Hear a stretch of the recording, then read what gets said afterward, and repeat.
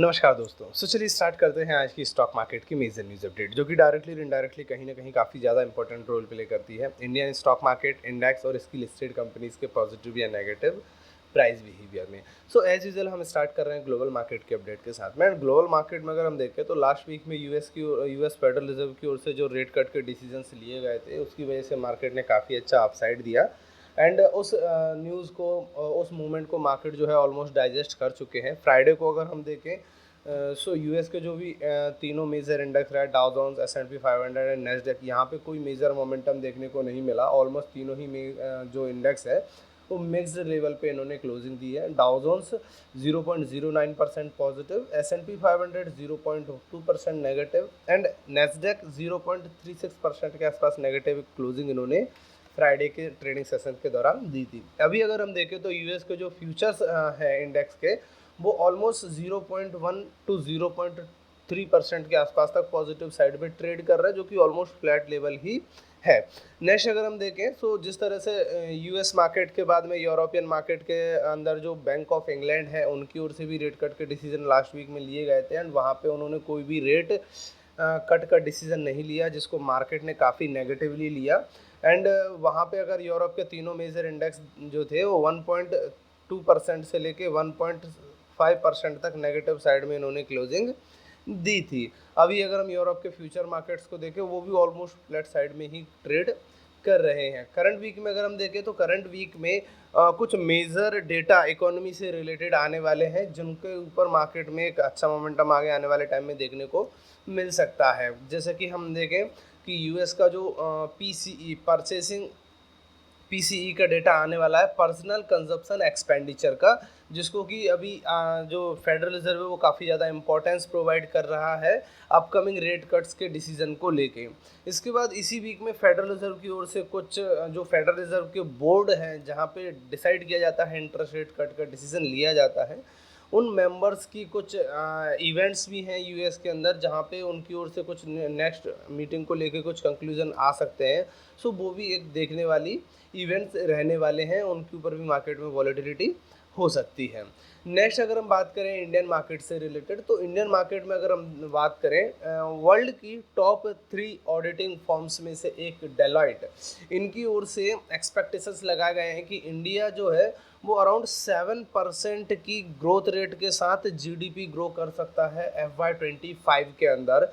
And almost जो major institution है Indian या ग्लोबल लेवल पे, उनकी ओर से भी 6.8 टू 7.2% के जो है एक्सपेक्टेशंस लगाए गए हैं। उन्हीं के इनलाइन इनका भी जो एक्सपेक्टेशंस आया है, तो कहीं ना कहीं ये भी एक स्ट्रांगनेस शो कर रहे हैं इंडियन इकोनॉमी के अंदर, जो हमारी इकोनॉमी के लिए या फंड्स इनफ्लो ग्लोबल साइड से अगर हम देखें तो उस अकॉर्डिंग काफ़ी ज़्यादा पॉजिटिव है ये चीज़ें।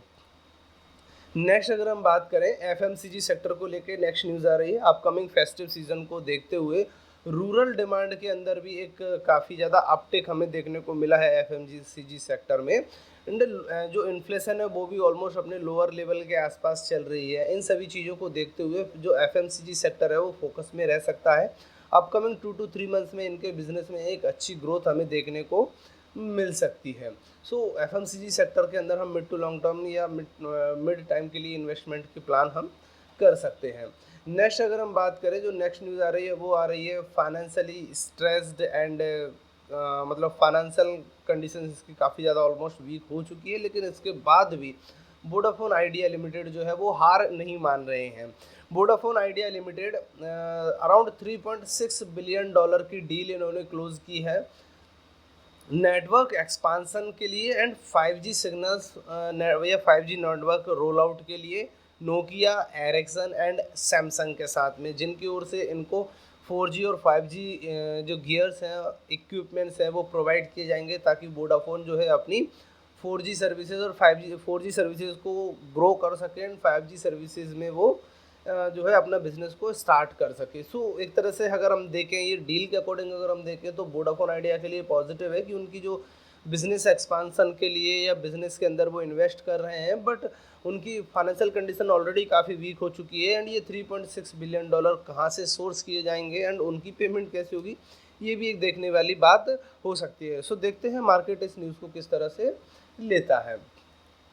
नेक्स्ट अगर हम बात करें सो आईपीओ मार्केट को लेकर आ रही है नेक्स्ट न्यूज़। इस वीक में अगर हम देखें सो इस वीक में जो प्राइमरी मार्केट है वो उसमें काफ़ी ज़्यादा गर्मजोशी अगेन हमें देखने को मिलने वाली है। ये जो वीक स्टार्ट हो रहा है अराउंड 23 सितंबर से 28 सितंबर तक, इसमें अगर हम देखें तो 11 न्यू आईपीओ मार्केट में डेब्यू करेंगे सब्सक्रिप्शंस के लिए। एंड इसी टाइम पीरियड के दौरान 14 आईपीओ जो प्रीवियस वीक के अंदर लिस्ट हुए थे सब्सक्रिप्शन के लिए वो मार्केट में लिस्ट होने वाले हैं। सो यहाँ पे हम देख सकते हैं एक अच्छे मोमेंटम की अपॉर्चुनिटी अगेन बन रही है इन्वेस्टमेंट्स के लिए। अगर हम देखें तो कंपनी की फाइनेंशियल कंडीशंस को देखते हुए हम आईपीओ में इन्वेस्ट कर सकते हैं एक अच्छे रिटर्न्स के लिए।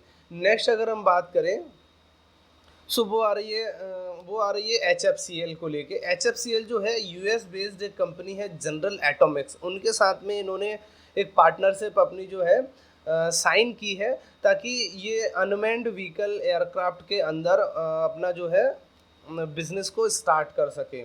राइट, डिफेंस सेक्टर के अंदर ये जो है अनमैन्ड व्हीकल एयरक्राफ्ट्स की जो है बिजनेस में एंट्री करने की ये प्लानिंग कर रहा है। सो HFCL के लिए अगर हम देखें तो एक तरह से काफ़ी पॉजिटिव न्यूज़ है। एंड प्रीवियस 1 से 2 साल के अंदर डिफेंस थीम जो है वो काफ़ी अच्छी वर्किंग या काफ़ी अच्छे रिटर्न्स उन्होंने प्रोवाइड भी किए हैं।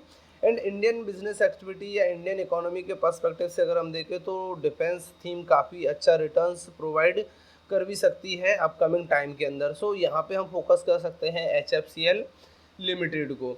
नेक्स्ट अगर हम बात करें सो BHEL लिमिटेड की ओर से आ रही है। जिस तरह से अगर 2 से 3 दिन पहले हम देखें टाटा NTPC की ओर से अनाउंसमेंट किया गया था कि वो अपने बिजनेस के अंदर इन्वेस्ट करने वाले हैं सोनीपत प्लांट की कैपेसिटी को इंक्रीज़ करने के लिए।